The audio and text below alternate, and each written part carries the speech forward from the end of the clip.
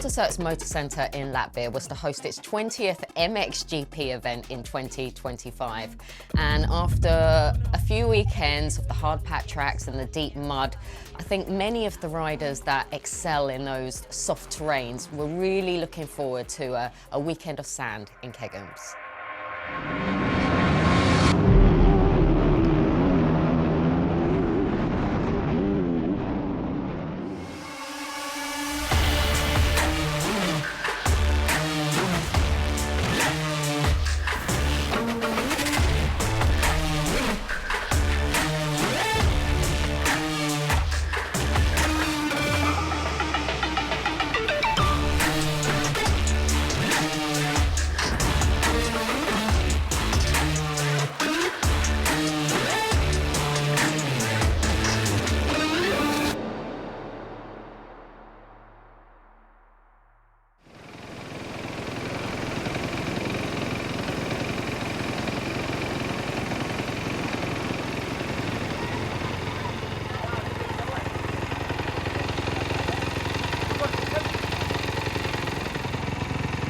Thank you very much.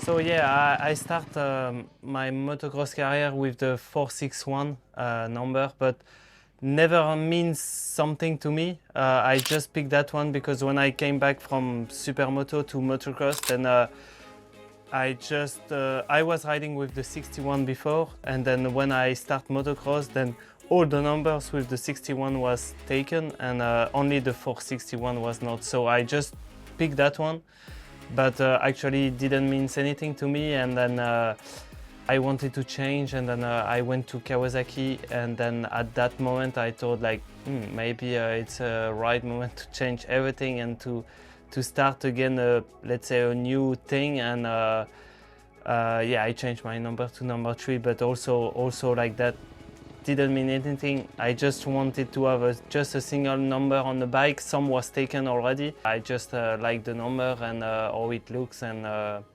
that's all.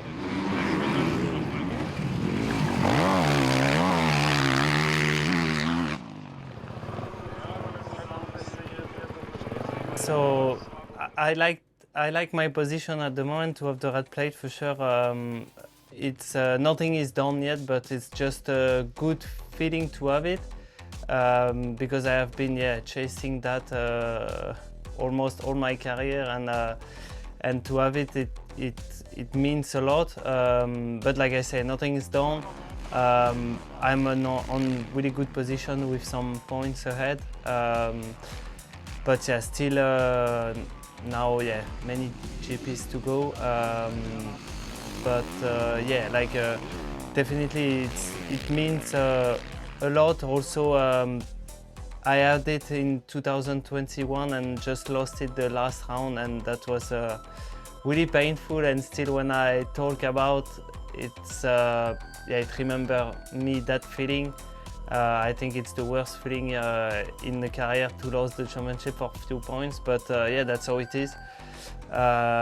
So like I say, feeling good at the moment with the red plate, and I will try to keep it till after the championship. Yeah.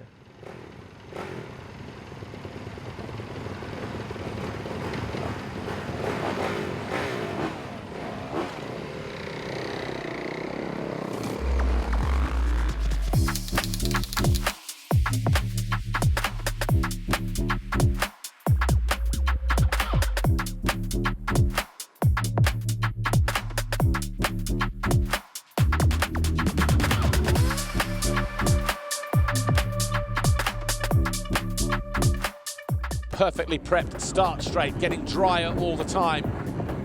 As MXGP Race 1 prepares to do battle for 30 minutes plus 2 laps around the Zelterzergt circuit here. Who will it be that grabs that all-important Vauxhall shirt once again? Gates drop. Good jump for all the 3 guys. Fernandez bouncing like a ping pong ball. Koonen, did he learn from his mistakes from yesterday? But he does go wide, and it's a drag race. Oh, they were very close, weren't they? Koonen, I think, has grabbed the Vauxhall shot over the line. It was very close. And Fevre bouncing off of Herlings, who went too deep into that turn. A good start. You can't afford to make mistakes.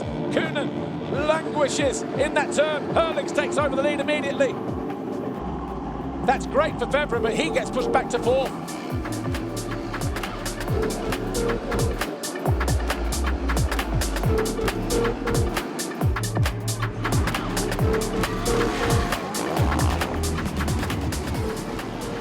One rider who threw a spanner in the works to the sort of the battle of the top 3, if you like, in Latvia was Brian Bogers. He got a fantastic start in that race and made it very, very difficult for Romain Fevre, especially when he put that move on him early on.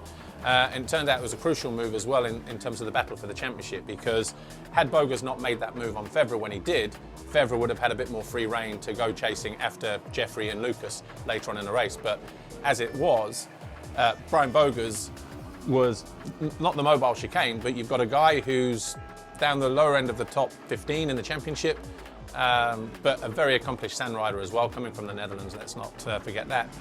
And still on a factory team.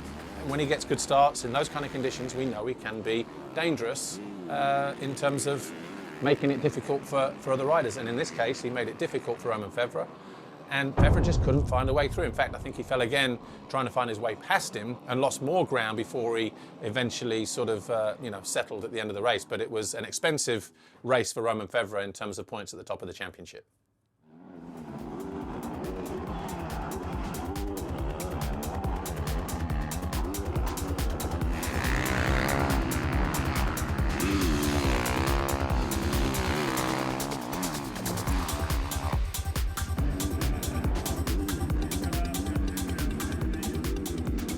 Jeffrey Herlings, who got his first race win a week ago in Germany, looking to make it back-to-back race wins.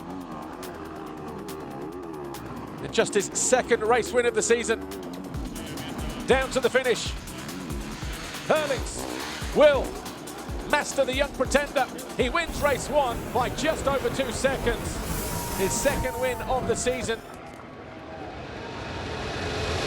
Latvia first moto with Roman, to be honest, was not the best one for sure, but it's something that on such many races, so many GPs, quali races, Sunday motos, you will have some motos that are not going exactly like you want, and especially the weather conditions we've been facing lately, very one-lined tracks and difficult to overtake, and you get completely filled in with your goggles, and let's say what he finished there, maybe P6 or something. So if that's our worst moto, yeah, I take it. We take it for sure, So nothing too dramatical on it. We just fixed the bike for 2nd moto. Didn't talk anything special after it, and 2nd moto he was right there up battling for the win.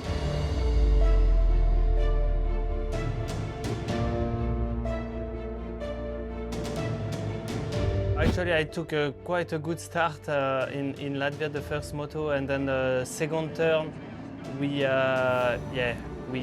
bunched a bit, like maybe top 5 guys, and then actually the third turn, then it was really muddy there, and then I went on the deep lines and lost some speed, and actually it's how Bogers got me, and then Jeffrey, I think he went around Lucas, so but I didn't really care at the at that point of the race who passed who and things like this, just to keep on 2 wheels, and that was the main goal. but I knew also that it's gonna be tough to pass on that track. And yeah, like we saw, I was, I think, about 20 minutes behind Bogers on that race before that I crashed. So it was yeah, quite a long and frustrating also moto for me.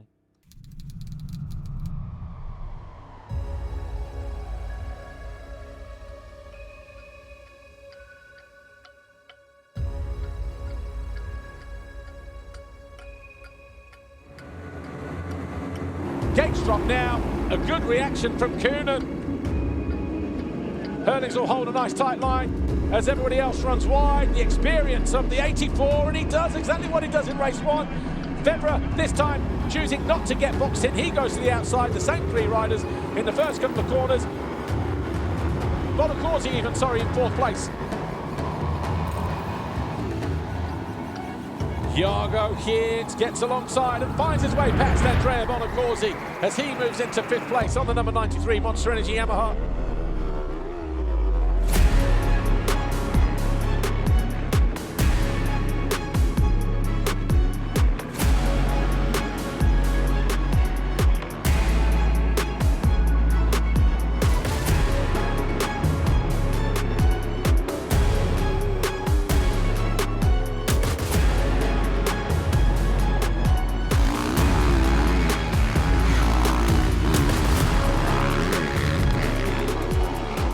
Allow Hirt to get alongside him here, and he will have the inside line going into this next turn, this right-hander, but does it work for him?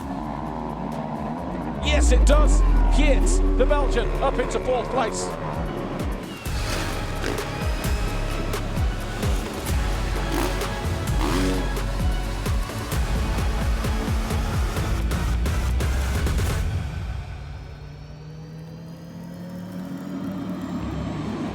Through the final turn, Jeffrey Herlings crosses the line. He goes 1-1 here. A massive win for him in Latvia.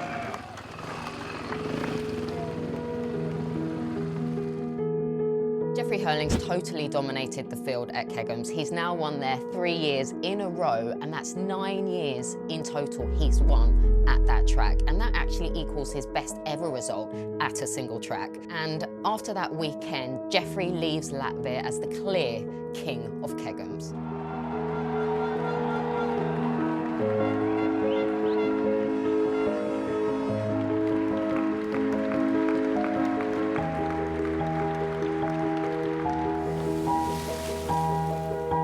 To be honest, to have a red plate in our bike, yeah, it means everything, for sure.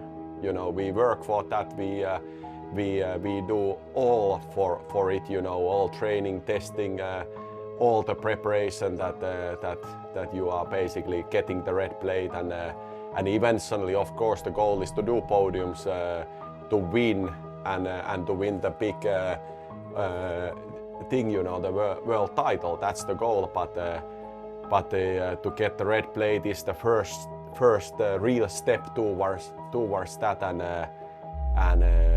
that means that we have done our job good, and Roman's been performing extremely strong, you know. So being capable to win and win again, and even on his bad days, you know, still on a podium. So this is of course how you go towards the big dream.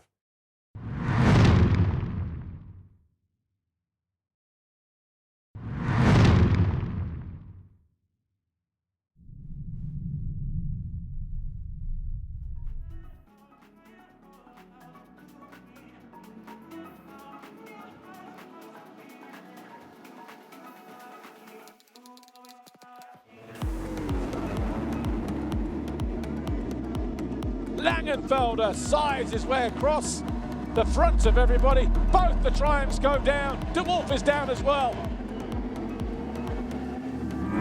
Oh! And the KTM riders taking themselves out. There's Sasha Koonen pulls an endo in the second turn. Drama here already. Sasha's rather impatient move at the start of the qualifying race really did backfire on him. He tried to cut on the inside of Simon Langenfelder, he hit the soft dirt, he went down, but it was that crash that actually caused a pileup, and it totally took out Andrea Adamo. It cost him that red plate. And I think Andrea really did struggle to regroup after that. In fact, he really didn't seem himself for the remainder of the weekend. Simon Langenfelder is going to cross the line. He's going to win the qualifying race here in Latvia. Beniston over the line second. Racialist should be third. In MX2, one rider that I think we need to sort of give credit to is Oriol Oliver. Of course, he started with BTS KTM at the start of the year. By round 3, it was apparent that there was something not right with that team. He didn't go to Sardinia round 4. When we saw him again in round 5 in Trentino, Sean Simpson of Gabriel SS24 KTM decided, even though he's an EMX 250 team, he would step up and say, we'll go to the European races for you just to keep your hand in. And what a turnaround for him. In Erne, he just missed the podium by a point. And I think we're seeing him ride to his full potential, maybe just under his full potential. I think there's still more to come. I certainly think we might see a podium from the Spaniard. And what an achievement that would be for him, for Sean Simpson, a team that wasn't going MX2 racing earlier on this season, but has been not forced, but he's decided to take that route because the truck is going to the majority of those races anyway, so let's stick another bike in there. I was in the same team about 3 years, and I was trying to get better, but it was not really the case. I maintained the level. It was not a bad level. I was there, but I was not getting better at all. And so it was nice that this changed. I realized that, yeah, was for a good reason at the end. And yeah, I see that now I have a bike that has potential. It's not a factory bike, but it's a semi-factory. And the bike is good, and I feel good with the environment, the team. And yeah, it's been, I have been doing good steps in the right direction. So I wanted to keep like this now, and try to get the most, the most top possible. Yeah.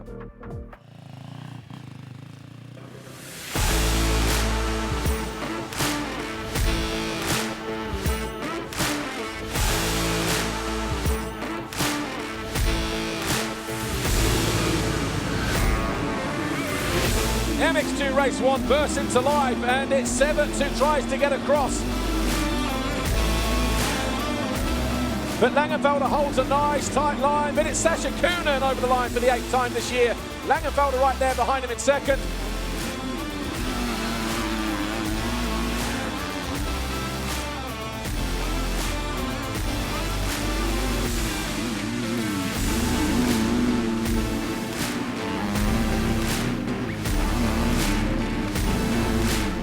Everts, Vallant, Oliver in 5th, the Wolf 6, Adamo 7th, Prunier, Beniston and Raceless. They are your top 10. Oliver sneaks up the inside, moves into that 4th place. And then he tips over. Oliver picks himself up, rejoins the race.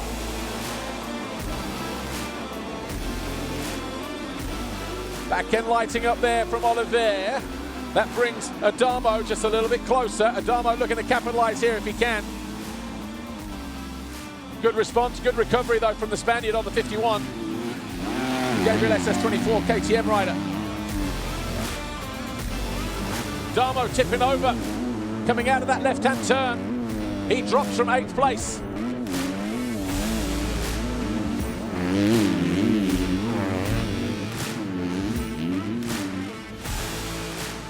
The boys down in the Ducati garage, they won't care which way this goes, but if it's Langenfelder who takes the win, of course, then he'll gain another 3 points on the championship, put some distance between himself and Adamo. We'll worry about that in a moment.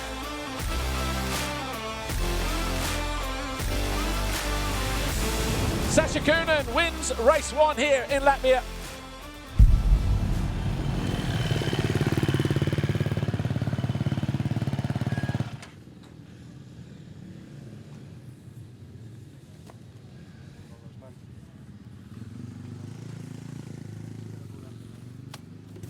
I was in a good position, huh?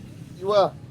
For 4th to 15th. Before the crash. P4, P4, P5. From the 3rd lap, I didn't have the thing to pull. I had no thing here to pull. Well, the toggle snapped. The little thing just was not there. Track like that, you can't really get away with no bubbles. Yeah, All the sun in my eyes in every moment. The effort was there, the riding skills were there, the mistakes were a disaster. maybe too much impatient. Too impatient. Definitely on QP, it was a little bit crazy. But Yeah, because he passed me again. I like that you want to try Yeah. and the riding is there. And You I need to improve get up this- quickly after the first crash. Yeah. I was 10, no, No, 8. 8 after Yeah. the little crash. Yes. If the goggles were good, I could finish more in front. And you went for the roll off. Yeah, Why? it was so really easy to. The mat was sticking really easy. But yeah, it was not the best. Yeah, working with Oriol's been quite interesting actually. At 23 years old, he's obviously got his own schedule, program, riding, schedule as well, all sort of worked out. So in the beginning, there was little I could give to him to improve his game. After having watched him now for 4, 5, 6 Grand Prix, I can say things to him. I kind of know what he's doing on track and what he's capable of. So I'm getting to know him as well as he's getting to know me. It's quite interesting actually when I mention things, you see his eyes sort of pop out when you can see it clicking in his head about what he knows he can do and what he's not doing on track. So that's quite interesting. He's fractions away from being fantastic actually, and it's a real shame that he ages out of MX2 at the end of this season. But let's hope he goes on to have a successful MXGP career. As I said, he's a great guy and he deserves a good spot in a good team and to be around this paddock for as long as I was. If you push, I'm defiant, just try it. It is bound to get violent when you walk this way. When the enemy is at your door, you better hold that line. When you find out what they're looking for, you better roll the dice. But it's 2 KTMs who lead the way. Langenfelder, Kuhnen, Benestop third.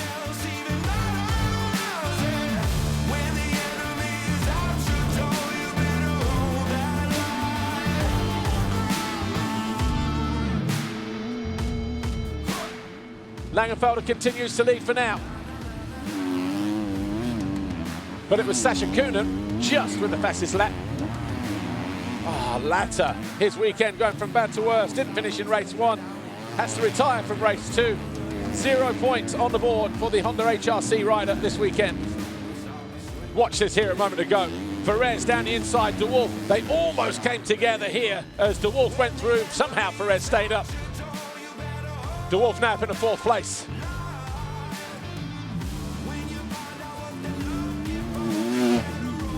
De Wolf has found his way past Benestop now as he moves into 3rd. Oliver has found his way past Racialist as he moves into 8th place. So Racialist now in 9th.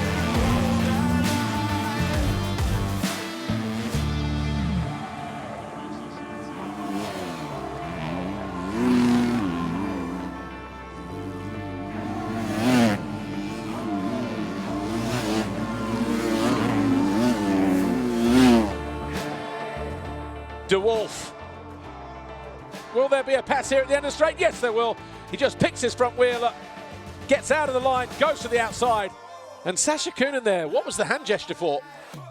And Langenfelder off the side of the track. He had about a 7-second advantage. De Wolf will go through.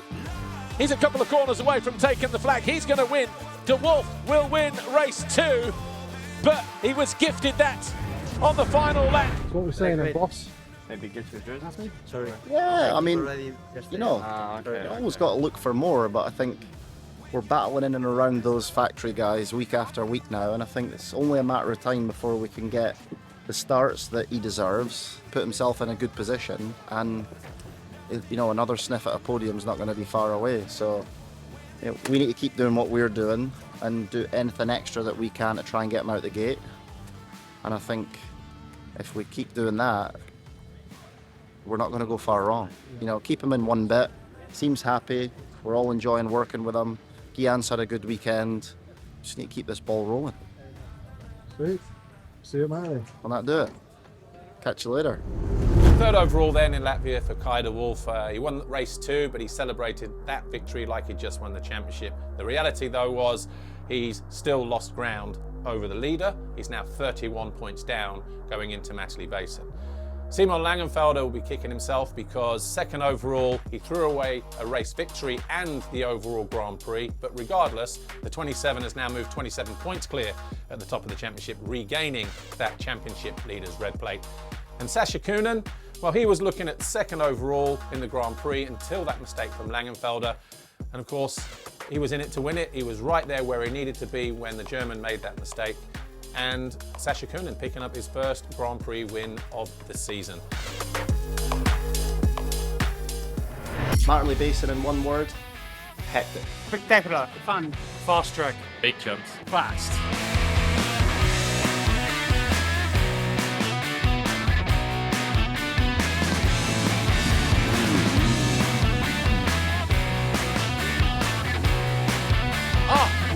De Wolf, wow! Massive crash and he takes Latter out with him.